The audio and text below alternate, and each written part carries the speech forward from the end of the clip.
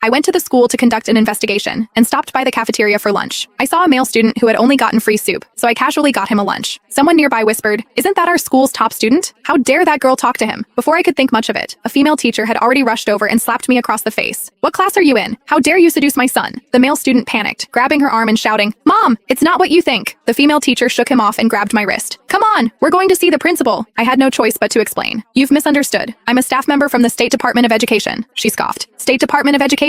At your age you dare to lie? Let's go." But I just have a baby face. When I was dragged into Principal Zachary Thorne's office, she was still yelling, "Mr. Thorne, my son is our top student. How dare she seduce him? A student like this must be expelled." He turned to me, his tone stern. "What class are you in? Give me your parents' phone number. You're expelled." I smiled. "I dare to give it to you, but I'm afraid you won't dare to call." Zachary Thorne was caught off guard by my response and froze for a moment. That teacher named Rebecca Foster jumped up beside him. "Mr. Thorne, look at her attitude. This shameless thing should be severely punished." I leaned back in my chair, rubbing my reddened wrist where she'd grabbed me. "Stop talking and make the call." Zachary Thorne rose to the challenge and picked up the desk phone. "What's the number?" I rattled off a string of digits. He dialed, pressed the speakerphone, and said arrogantly, "Hello, I'm Mr. Zachary Thorne from Ivy Ridge High School. Are you this student's parent? Your child has been seducing male students at school. Please come immediately." There was a 2-second silence on the other end. Then a voice came through, clearly confused. "What? What are you saying?" "Who?" Zachary Thorne repeated. "Your daughter has been seducing male students at school. Please come to the school immediately to handle this." Silence again on the other end. I almost couldn't hold back my laughter. If Mr. Thorne knew who was on the other end, he'd probably wet his pants already. Too bad he didn't know. He was still standing there arrogantly, waiting for my parent to come and apologize to him. "Mr. Thorne," the voice on the other end became strange. "Are you certain you're talking about my daughter?" "Of course I'm certain." Zachary Thorne was getting impatient. "Are you coming or not?" The other side said, "I'll be right there." "Mr. Thorne, until I arrive, no one is to lay a finger on her." The phone hung up. Mr. Thorne held the receiver and snorted. "Pretty arrogant." Rebecca Foster came over. "What happened? What was their attitude?" "Said they'll be right here." Zachary Thorne put down the receiver. "Told me not to touch her." Rebecca Foster's eyes rolled, and she suddenly became excited. "Mr. Thorne, I have an idea. Let's call a school-wide assembly and make this little vixen apologize in front of everyone. Make an example of her so all those girls with improper thoughts can see." Zachary Thorne hesitated. "Is that really necessary?" "Why wouldn't it be?" Rebecca Foster's voice was shrill. "My son ranked first in the entire city exam. He's our school's star student. If we don't deal with this kind of vixen, anyone will be able to seduce him in the future." Zachary Thorne nodded and was about to speak when Rebecca Foster reached out to grab my hair. I seized her wrist in one motion and twisted hard. She cried out in pain, her face going pale. "I can walk on my own." I released her hand and looked at her calmly. Rebecca Foster clutched her wrist. I stared her down until she retreated half a step, swallowing back the curses that had been on her lips. She hadn't expected me to fight back, much less expected my strength. In the hallway, she walked ahead of me, constantly turning back to glare, her mouth far from clean. I stopped walking. She stopped too, watching me warily. "Watch your mouth." My voice wasn't loud, but she was scared enough to retreat half a step, her lips trembling twice, ultimately not daring to curse again. Zachary Thorne urged from behind, hurry up,